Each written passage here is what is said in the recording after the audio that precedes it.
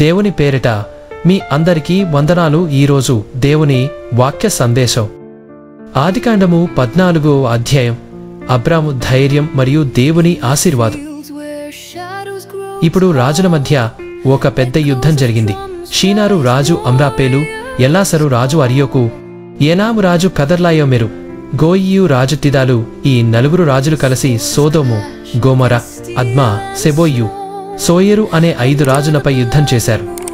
ఈ 5 రాజులు ముందు కెదోర్లాయోమెరు అనే రాజుకు పన్ను చెల్లిస్తూ ఉండేవారు. పన్ను చెల్లించడాన్ని ఆపిన తర్వాత కెదోర్లాయోమెరు కోపంతో తన మిత్రరాజులతో కలిసి వారిపై దండయాత్ర చేశాడు. యుద్ధం సిద్దీములోయలో, ప్రస్తుతం ఉప్పు సముద్రం ప్రాంతం జరిగింది. 4 రాజుల బలమైన సైన్యం 5 రాజులను ఓడించింది. సిద్దీములోయలో డాంబు గుంటనుండేది. సోదోము, గొమొరా రాజులు పరాజయం పాలై కొందరు ఆ గుంటలో పడిపోయారు. మిగిలిన వారు పర్వతాలలోకి పారిపోయారు.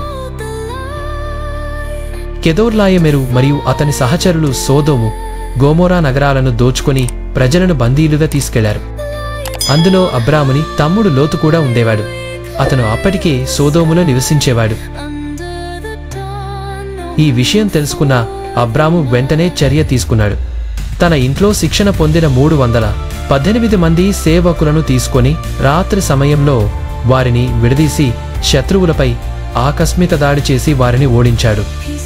కెదోర్లాయోమెరు సైన్యం పరాజయం పాలై లోతును, ఇతర బందీలను మరియు సోదోము ప్రజలను తిరిగి రక్షించబడ్డారు. అబ్రాము తిరిగి వస్తున్నప్పుడు షాలేము, జెరూసలేం రాజు మెల్కీసెదెకు అతన్ని కలిశాడు. మెల్కీసెదెకు ఒక రాజు మాత్రమే కాదు, దేవుని యాజకుడు కూడా. అతను రొట్టె మరియు ద్రాక్షారసం తెచ్చి అబ్రామును ఆశీర్వదించాడు. సర్వోన్నతుడైన దేవుడు, భూమి ఆకాశాలకు యజమాని అయిన దేవుడు అబ్రాముని ఆశీర్వదించుగాక. నీ శత్రువులను నీ చేతిలో అప్పగించిన దేవునికి స్తోత్రం కలుగుగాక. అబ్రాము తన సంపాదనలో 10వ వంతు 10 భాగాన్ని మెల్కీసెదెకుకు అర్పించాడు. ఆ తరువాత సోదోము రాజు అబ్రామును కలుసుకొని ఇలా అన్నాడు, ప్రజలను నాకు ఇచ్చి ఆస్తిని నీవు ఉంచుకో. కానీ అబ్రాము ఆ ఆఫర్ను తిరస్కరించాడు.